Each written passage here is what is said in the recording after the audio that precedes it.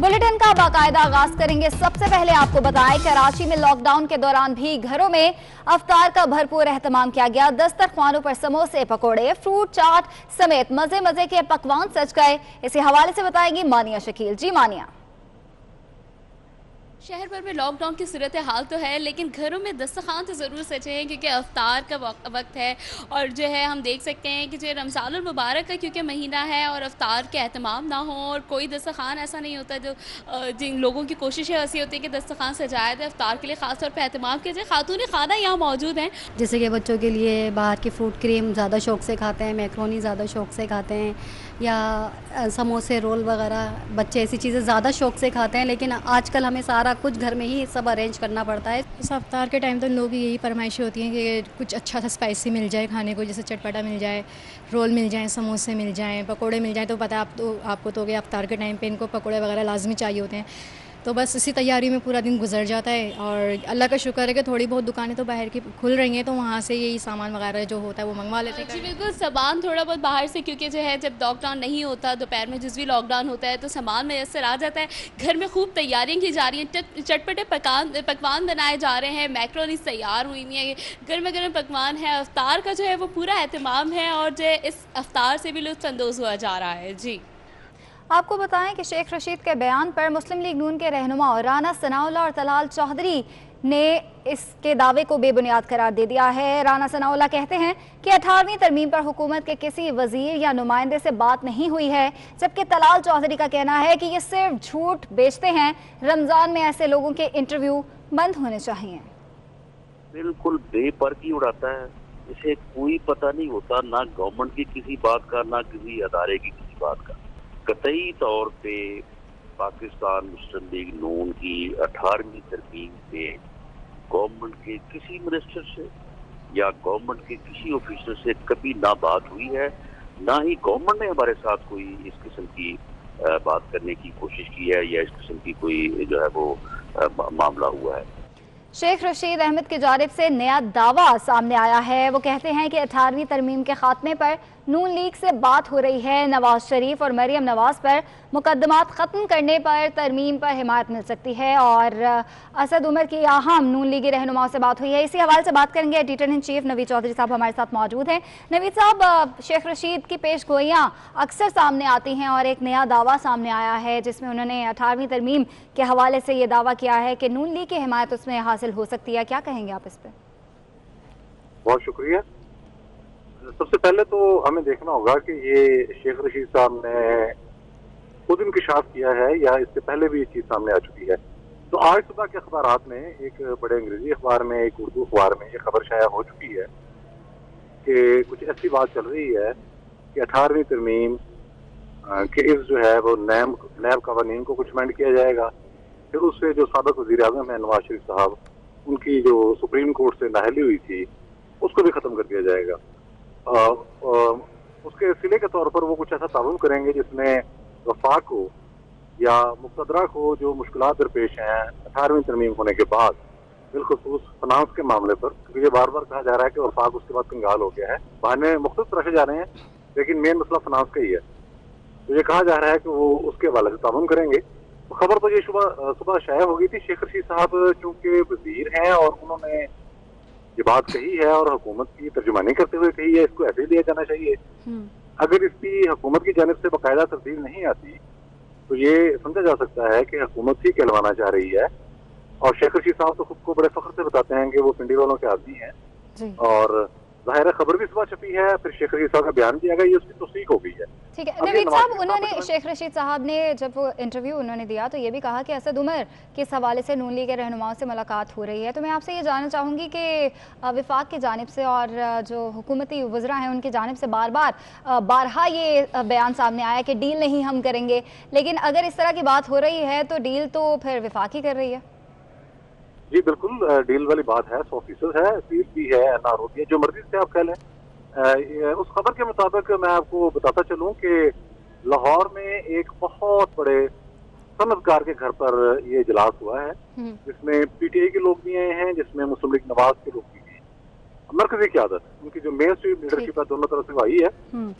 और उन्होंने बैठ के कुछ चीजें आपस में तय की हैं। ये बात चल रही है अब ये मैच्योर होगी या नहीं होगी ये तो हालात बताएंगे। नवाज शरीफ साहब का और मुस्लिम लीग नून का एक बयानिया रहा है कि उन्हें इंतकामी कार्रवाई का निशाना बनाकर सियासत से आउट किया गया, बल्कि ये खुद हुकूमत कहती है, इसमें कोई बहाम नहीं है, बड़ा clear cut.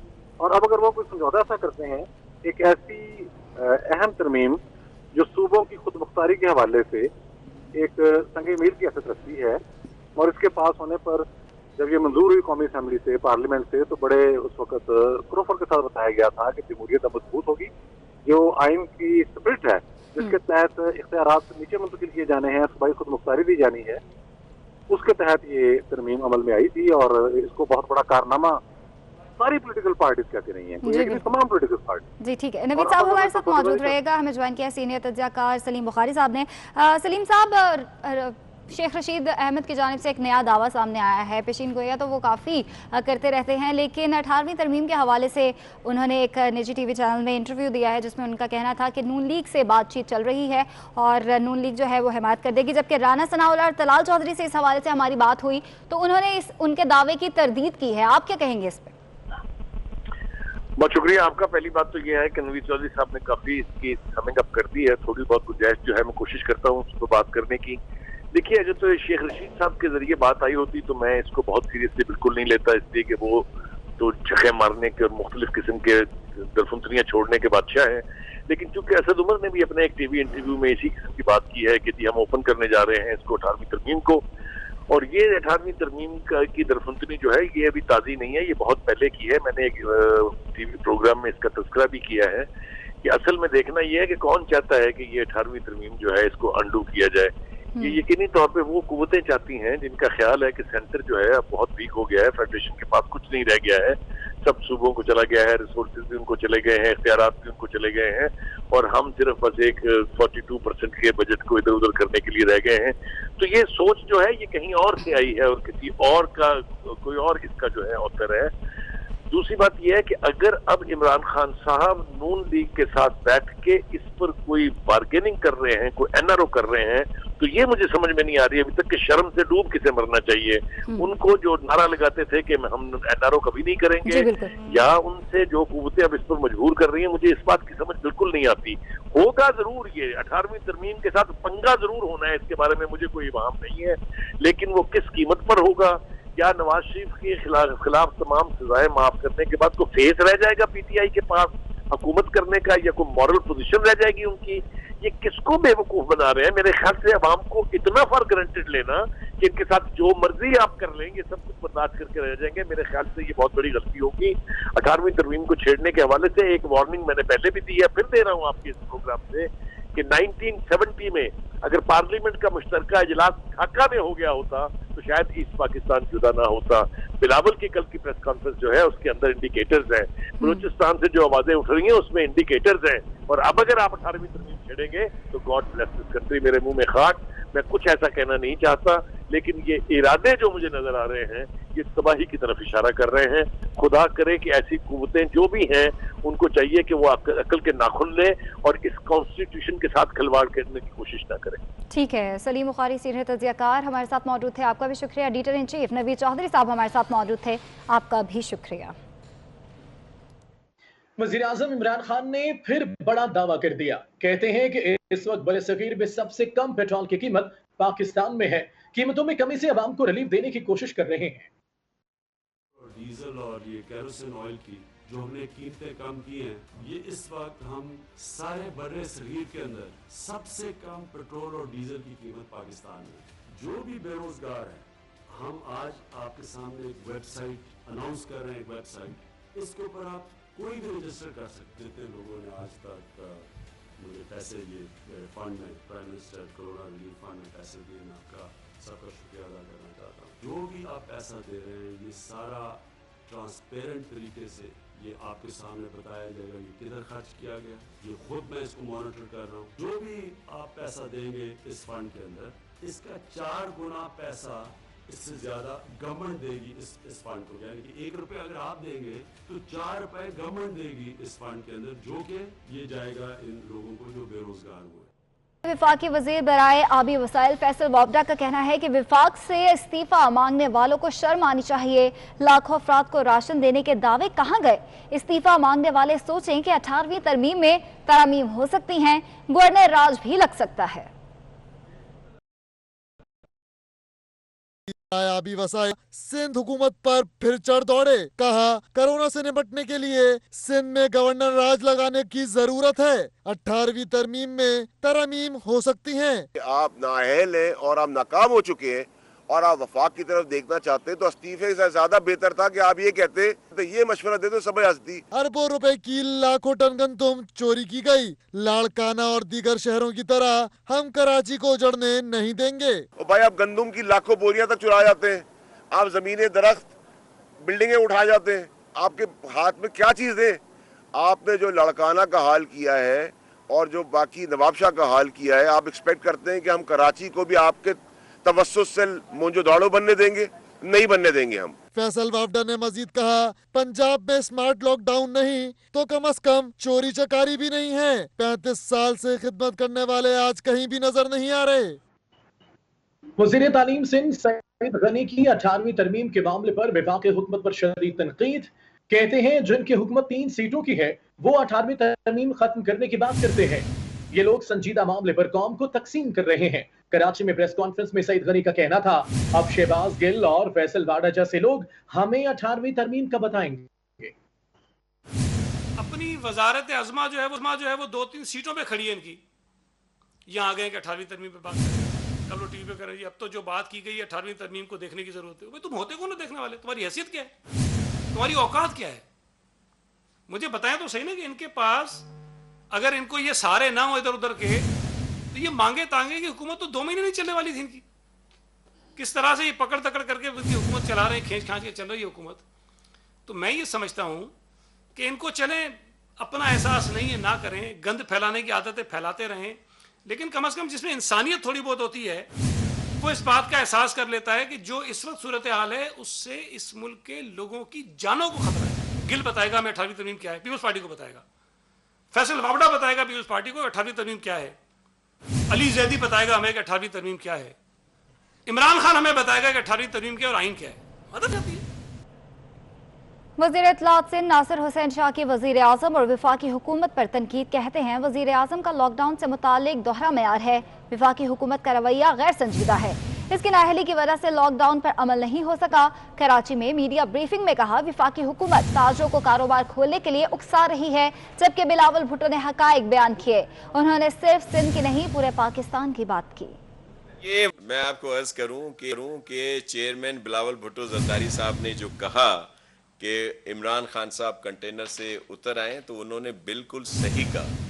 Chairman Bilawal Bhutto Zardari साहब ने पहले दिन प्राइम मिनिस्टर साहब से कहा कि आप चलें, हम आपके साथ हैं। कि सिर्फ अपनी नाअहली को छुपाने के लिए आज अगर ये वायरस फैला है तो सिर्फ और सिर्फ वफाकी हुकूमत की नाअहली की वजह से। स्मार्ट लॉकडाउन कह लें, लाइट कह दें, हैंडसम कह दें, सोना कह दें, कोजा कह दें, वो भाई जो भी है तो लॉकडाउन ना। अब उसको क्या डिफाइन करें? ये दुकानदारों को उकसाते हैं। और वही जैसे मैंने बात की, अगर केपी में मार्केट में दुकानें पर वहां की फोर्सेस अगर फायरिंग करती हैं।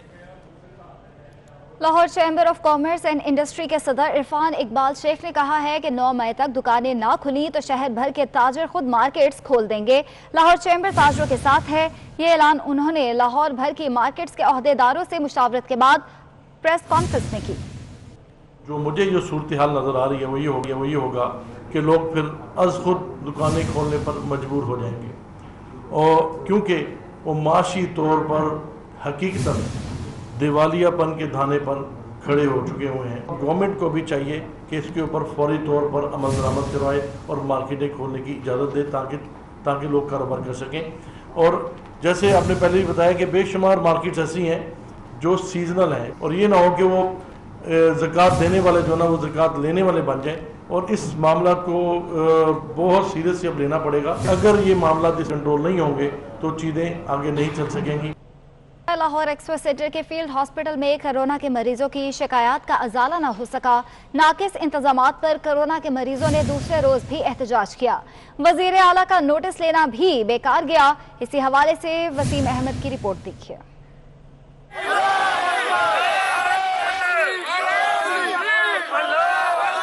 वज़ीर आला पंजाब सरदार उस्मान बुज़दार का नोटिस लेना भी काम न आया। लाहौर के एक्सपो सेंटर में कायम कोरोना के फील्ड अस्पताल में ज़ेरे इलाज मरीज सहूलियात के फुकदान पर सरापा एहतजाज हैं। मरीजों ने हॉल से बाहर आकर एहतजाज किया और हुकूमत पंजाब से इंतजामात बेहतर करने का मुतालबा किया। मरीजों का कहना है कि उन्हें खाना और अद्वियात वक्त पर फराहम नहीं किया जा रहा, टेस्ट भी नहीं किए जा रहे, जिसकी वजह से कई सेहतयाब लोग भी इस सेंटर में कैद होकर रह गए। कई मरीजों के लिए सिर्फ एक बाथरूम है।